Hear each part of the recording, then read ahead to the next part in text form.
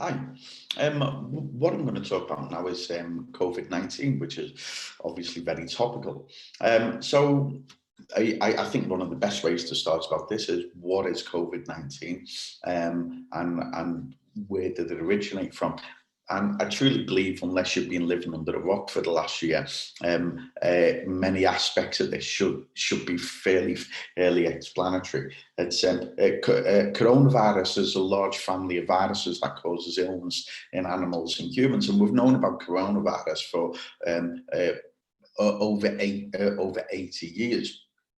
In humans, several known coronaviruses have been known to cause respiratory infections, and ranging from common cold to more severe diseases such as severe acute respiratory syndrome, SARS, Middle East respiratory syndrome, MERS, and coronavirus, the disease that was coined in 2019. COVID-19 itself actually means coronavirus identified in 1919. So a lot of these diseases are self-explanatory. Like I say, it's very important to understand that this is a virus. It's not bacterial, much like influenza, the flu, which is also viral. It's it's very important to distinguish it from flu. Coronavirus is not flu. How it attacks the body is in many ways very different. And the disease it's lumped in with SARS and MERS have a huge body count. One of the reasons why the Asian response to the coronavirus back in January, February 2020 was so aggressive was because within a decade previously, they had been exposed to severe SARS and MERS outbreaks. Remember the H1N1 duck flu, and everything that went on in the early parts of the millennium. In South Korea, they suffered a 40% mortality rate with the SARS outbreak. So it's a good reason why the response to coronavirus in its initial phase was so aggressive, which is one of the reasons why they dealt with it so well. They understood from a very early stage what they were dealing with.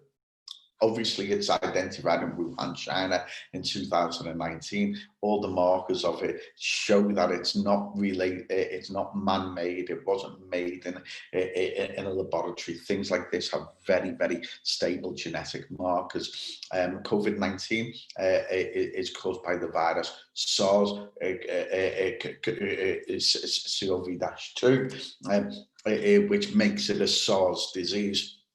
And early in the outbreaks, many patients were reported to have links to the large seafood and live animal markers. Later, no links to the markers indicated person-to-person spread of the disease, and travel-related exportation cases were simply resulted from that event. So there's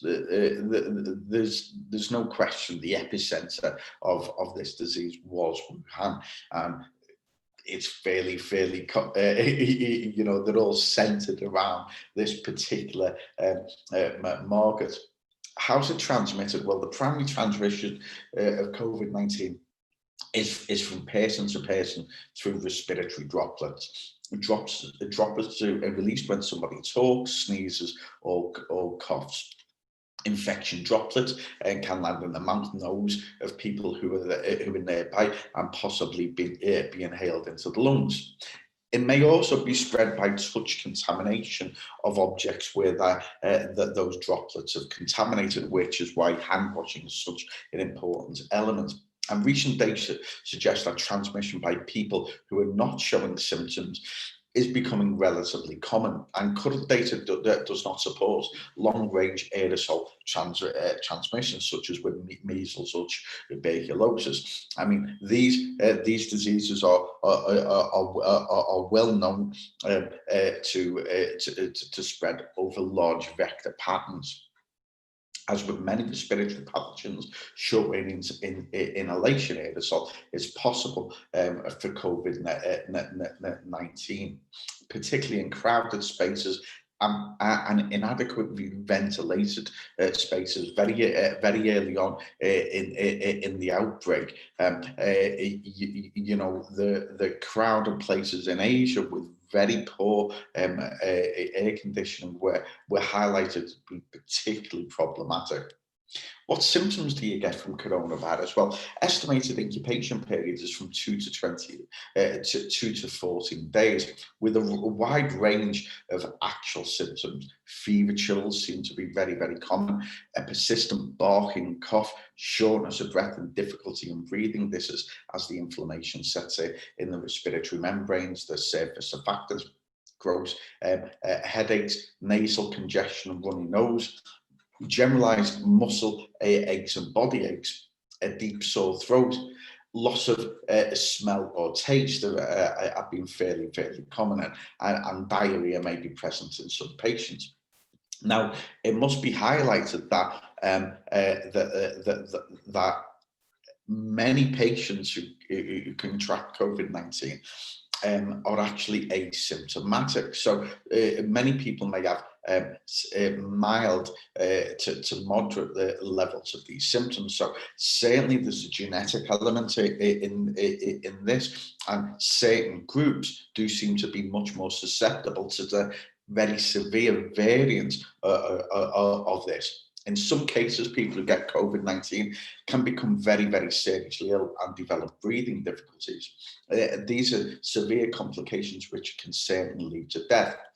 And the risk of severe disease increases steadily as people age. And there's certain evidence, and I can speak for this with a degree of knowledge, because I am an intensive care specialist by trade, and at the height of the peak of the coronavirus, I actually worked in quite a few intensive cares, treating hundreds of critically ill coronavirus patients. So certainly it tends to affect the old, and the Southern Asian, Middle Eastern, Afro-Caribbean, West Africans seem to be heavily affected, and there's probably an underlying genetic marker for that. Those of all ages with underlying medical conditions appear to be a higher risk to develop COVID-19 compared to these without these conditions. When you actually study all the death rates,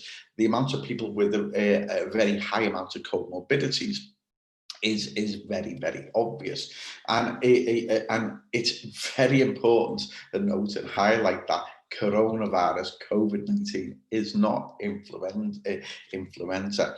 In susceptible individuals, COVID-19 initiates a SARS/ARDS response. ARDS is acute respiratory distress syndrome, and very often the patient will get a massive inflammatory response.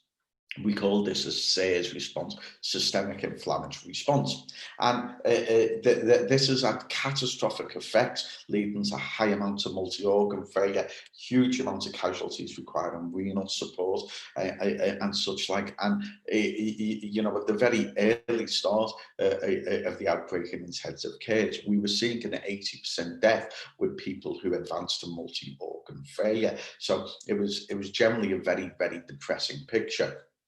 And the really worrying thing that evidence suggests that long-term effects can persist with individuals who have only suffered mild to moderate original symptoms. And obviously, I'm giving this presentation for the benefit of diver medical techs. This may have severe effects long term on people's dive medicals. So we still aren't completely sure about what sort of this effect it's having, but there seems to be emerging evidence that it does have long-term scarring and inflammatory effects on the lungs. And like I say, this is a situation that seems to be changing almost on a weekly basis. Okay, What is the treatment for coronavirus if somebody does in fact contract it? Well, the current care for patients is primarily supportive, symptom relief. And in fact, back in April, that's all we could really do. We ventilate people, and we put out fires, medical fires wherever we found them. We manage respiratory and other organ failure, and the type of ventilation that these patients need tends to be very high end. And certainly, what we discovered is early ventilation was fairly mandatory, because if you waited, the mortality rates dramatically increased. There are no specific antiviral treatments currently licensed for COVID-19, and none that I've actually used have shown any effect whatsoever. Now, there are many new treatments that have come along. Remdesivir, which is also an investigational drug, initially showed very, very positive effects. Try and get your hands on it now, because America have swamped up the whole world's supply. But certainly, patient survival rates who are fairly acutely ill tend to improve when they're actually giving this drug. Hydroxychloroquine, which has been touted by some people, and particularly on social media, does not work. In fact, there's strong links to increased mortality rates on patients who are having this. Dexamethasone, I'm proud to say, a British innovation, this has shown dramatically increased survival rates on patients who are becoming quite critically ill. And convalescent plasma, actually taking blood plasma from people who've had a strong COVID-19 exposure and have managed to recover from it, so we can leach out their antibodies to give back to critical ill patients, is shown great promise. So there certainly isn't a cure, but there also is not a treatment. And as we're aware, no vaccine is currently available. I'm currently recording this in October 2020. Hopefully this situation will change soon. So the main thing that we know is the practice of preventing or stopping the spread of the infection remains the greatest tool in our fight against COVID-19. The offshore industry has been exceptionally robust in its response to the pandemic. And I would point you towards several IMCA documents that evolve on a weekly basis in response to new information. So the response, particularly from IMCA, has been quite strong. Many companies have invested heavily in pre-screening, and the amount of quarantining before people board ships, and obviously the offshore industry is a multi-billion-dollar industry, and the amount of investment placed in place to protect this industry has been fairly dramatic. So many people are quarantining and going through a pre-screening process, which includes PCR testing actually at the site. And they're only allowing access once they've gone through that quarantine and then screening process. So essentially, the offshore ships are operating as a COVID-free bubble, and strict adherence to social distancing regulations has proved really effective. Right. I'm from bandwidth point of view, I'm going to break the presentation there, and I'm pleased if you'll start back onto part 2 in a moment.